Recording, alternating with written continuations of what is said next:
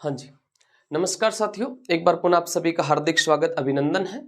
तो एक बार पुनः हम आपके सामने हाजिर हो गए हैं सुबह की 6 बजे की क्लास के साथ में।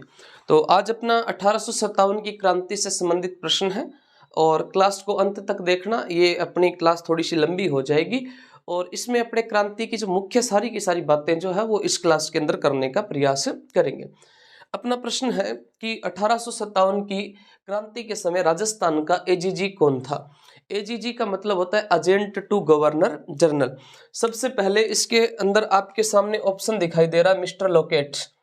मिस्टर लोकेट, एक आपके सामने है जॉर्ज पैट्रिक लॉरेंस, एक लॉर्ड वेलेजली है और एक हेस्टिंग्स है। इसमें से आपको बताना है कि क्रांति के समय एजीजी कौन था। सबसे पहले देखो, मिस्टर लोकेट की अगर बात की जाए तो मिस्टर लोकेट जो थे ये अपने राजपुताना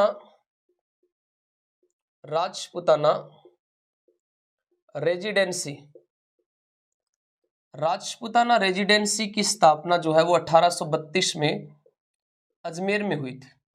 इसका मुख्यालय अजमेर को बनाया था और इस समय जो एजीजी का पद सर्जित किया गया था और इस समय जो एजीजी बने थे जिनका नाम था mister locate. George Patrick Lawrence ये अपने क्रांति के समय एजीजी कौन थे तो 1857 की क्रांति के समय एजीजी जॉर्ज पैट्रिक लॉरेंस थे। लॉर्ड वेलेजली की अगर बात की जाए तो भारत में सहायक संधि का जनक कौन था तो भारत में सहायक संधि का जनक जो है ये अपने लॉर्ड वेलेजली थे। भारत में सहायक संधि का जनक कौन है? लॉर्ड वेलेजली है। इस सहायक संधि जो है इस पे भारत में सबसे पहले हैदराबाद ने हस्ताक्षर किए थे और राजस्थान में इस संधि पर हस्ताक्षर सबसे पहले किसके द्वारा किए गए थे तो राजस्थान में अपनी एक रियासत जिसका नाम था भरतपुर, और भरतपुर ने 29 सितंबर 1803 को राजा जिनका नाम था रणजीत सिंह, भरतपुर के राजा रणजीत सिंह ने अंग्रेजों से सबसे पहले संधि की थी। और भरतपुर एक ऐसी रियासत है जिसने अंग्रेजों के साथ में 2 बार संधि की है और दोबारा संधि जो है वो 1805 में की थी। इन्होंने कोई अनबन हो गई थी और उसके बाद में दोबारा संधि होती है। और राजस्थान में संधि करने वाली जो अंतिम रियासत जो है ये कौन सी है तो राजस्थान में संधि करने वाली अंतिम रियासत साहब सिरोही है और सिरोही ने 1823 में संधि की थी और सिरोही के राजा जिनका नाम था शिव सिंह के द्वारा 1823 में संधि की जाती। ये तो सहायक संधि थी। और अगला ऑप्शन आपके सामने हेस्टिंग्स है और अपने राजस्थान की अधिकांश रियासतों ने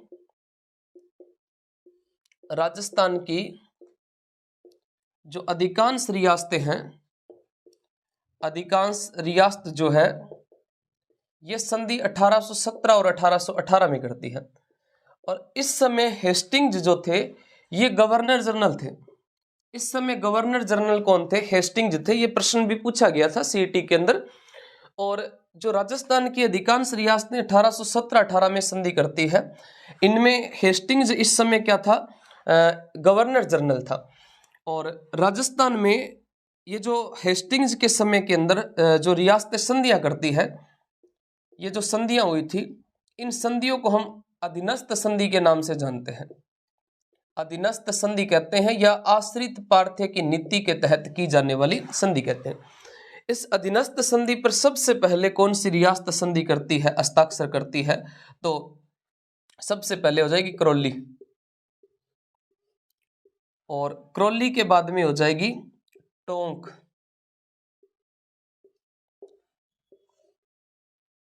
फिर कोटा।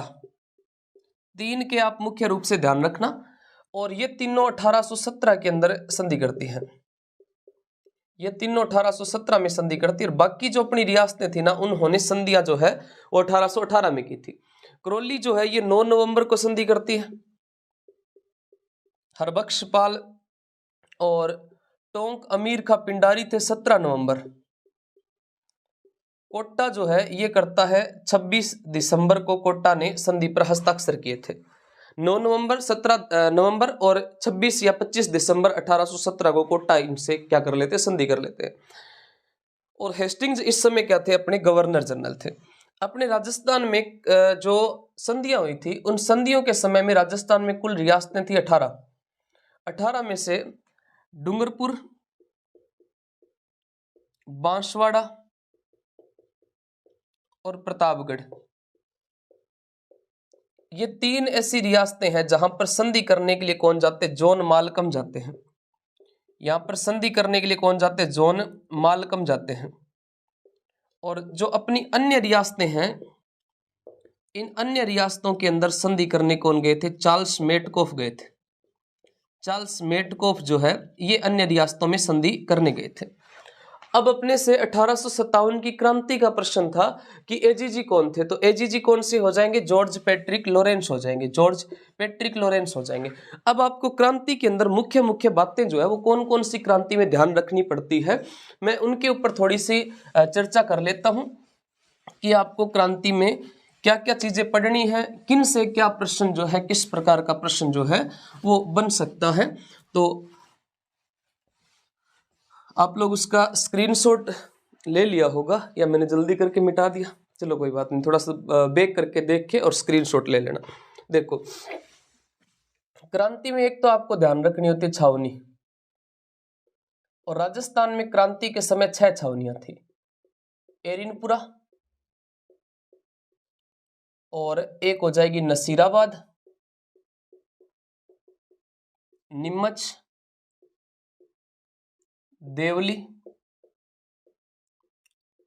खेरवाड़ा और ब्यावर।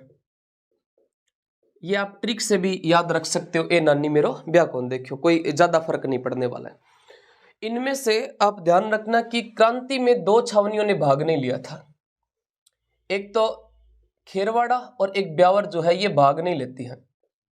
घुमा फिरा के प्रश्न पूछ लेगा कि निम्न में से कौन सी छावनी जो है उसने भाग लिया था, या निम्न में से कौन सी क्रांति के समय में छावनी नहीं थी, भी 6 ही है।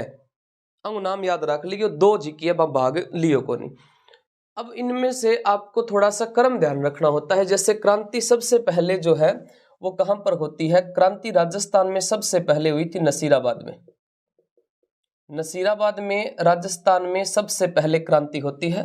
नसीराबाद के बाद में नीमच, नीमच के बाद में देवली, देवली के बाद में एरिनपुरा, एरिनपुरा बाद में आप एक बिठोड़ा का बीच में युद्ध भी जोड़ सकते हो। मुख्य मुख्य क्रांतियां बता रहा हूं, और उसके बाद में आप 6 नंबर पे कोटा को याद रख लेना। और क्रांति की शुरुआत मई में हुई थी, 28, 3, 5, 21, 8, 15 आप ऐसे करके याद रख सकते हो, या 283, 521, 815 करके याद रख लो, कोई दिक्कत नहीं है। क्रांति की शुरुआत हुई थी साहब मई में। मई के बाद में महीना कौन सा आता है, जून। जून के बाद में आता है जुलाई, और जुलाई लिखना भूल गया और मैंने मिसअंडरस्टैंडिंग से जून 2 बार लिख दिया। फिर जुलाई को नहीं लिखना पड़ेगा, फिर अगस्त को लिख देंगे, फिर लिख देंगे सितंबर को, और फिर लिख देंगे अक्टूबर को। ध्यान क्या रखना है कि राजस्थान में जो अपनी नसीराबाद छावनी है, यहां से क्रांति की क्या होती है, शुरुआत होती है। क्रांति की राजस्थान में शुरुआत कहां से हुई थी, शुरुआत हुई थी नसीराबाद से। क्रांति की शुरुआत कहां से होती है, नसीराबाद से। सबसे शक्तिशाली छावनी जो है वो किसको माना गया है, तो शक्तिशाली छावनी भी नसीराबाद को माना गया है। यहाँ पर एक तो 15वीं, 31वीं native infantry, Bengal native infantry के सैनिक थे, और यहाँ पर क्रांति का नेतृत्व किया था बख्तावर सिंह ने। यहाँ पर क्रांति का नेतृत्व किया था बख्तावर सिंह ने। और नीमच के अंदर क्रांति का नेतृत्व मोहम्मद अली बेग और हीरालाल ने किया था। नीमच वाली देवली के अंदर थे मोहम्मद अली बेग और हीरालाल। एरिनपुरा में 21 अगस्त को होता है, नाम याद रखना, तिलक राम,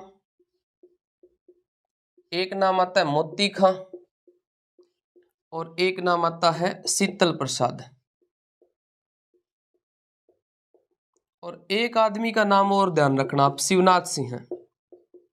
और शिवनाथ सिंह जो थे इन्होंने नारा दिया था, चलो दिल्ली मारो फिरंगी, चलो दिल्ली मारो फिरंगी, चलो दिल्ली मारो फिरंगी का नारा दिया था। बिठोड़ा का युद्ध हुआ था 8 सितंबर को। यहां पर आप कुशाल सिंह चंपावत का नाम ध्यान रखना, यहां पर आप ध्यान रखना कुशाल सिंह चंपावत। और कुशाल सिंह चंपावत में आप मुख्य रूप से ध्यान रखना कि ये सबसे पहले कुशाल सिंह चंपावत जो है, इनके समय में 1858 में होम्स के नेतृत्व में आक्रमण होता है। उस समय कुशाल सिंह चंपावत जो है, ये पहले तो कहां पर जाते हैं, कोठारिया के रावत जोध सिंह के पास में। कोठारिया के रावत जिनका नाम था जोध सिंह, और यहां से फिर जाते हैं सलुम्बर, और सलुम्बर किसके पास में, केसरी सिंह के पास। एक इनसे प्रश्न पूछा जाता है कि इन्होंने आत्मसमर्पण कहां पे किया था, नीमच में किया था। एक इनकी मृत्यु से प्रश्न पूछा जाता है, और मृत्यु इनकी उदयपुर में होती है 1864 को। इनकी कुल देवी से प्रश्न पूछा जाता है, कुल देवी जो क्रांति की देवी है, कुल देवी जिसको क्रांति की देवी भी कहा जाता है, जिसका नाम है सुगाली माता, जिसके 10 सिर है 54 हाथ है। कोटा में 15 अक्टूबर को हुई थी। यहां पे नाम ध्यान रखना जयदयाल और मेहराब खां का, मेहराब खां। एक तो आप छावनियों का थोड़ा सा कर्म, इनमें नेतृत्वकर्ता जो है उनको ध्यान रख लेना। एक आप क्रांति में ध्यान रखना पॉलिटिकल एजेंट, और उस रियासत का राजा, जैसे कोटा है, कोट के बटन लगते हैं तो कोटा का बर्टन राजा कौन सा था, राम सिंह था। दूसरा जोधपुर, तावड़ो बहुत ज्यादा भी, और तावड़े मोक लाग जे तो मेक मोशन, और राजा कौन सो जी, तख्त सिंह है। बिंग बाद में भरतपुर है, और भरतपुर जी की है, भरतपुर में जाट है, जाट लठ मार के मोर बुला दिया तो मोरीसन, और राजा हो जाएगा जसवंत सिंह है। भरतपुर के बाद में एक रियासत आती है उदयपुर, उदयपुर का है सावर्स, राजा हो जाएगा स्वरूप सिंह है, जिन्होंने 40 अंग्रेज परिवारों को जो है वो कहां पर शरण दी थी, जग मंदिरों में, जग मंदिरों में शरण दी थी। और सावर्स जो है, इसमें आप ध्यान रखना कि तात्या की हत्या की आलोचना की थी। तात्या टोपे की फांसी की आलोचना किसने की थी, आलोचना जो है ये की जाती है सावर्स के द्वारा। एक अपनी रियासत आती है जिसका नाम आता है जयपुर, जयपुर में हो जाएगा ईडन, जयपुर का ईडन, और जयपुर के राजा हो जाएंगे राम सिंह।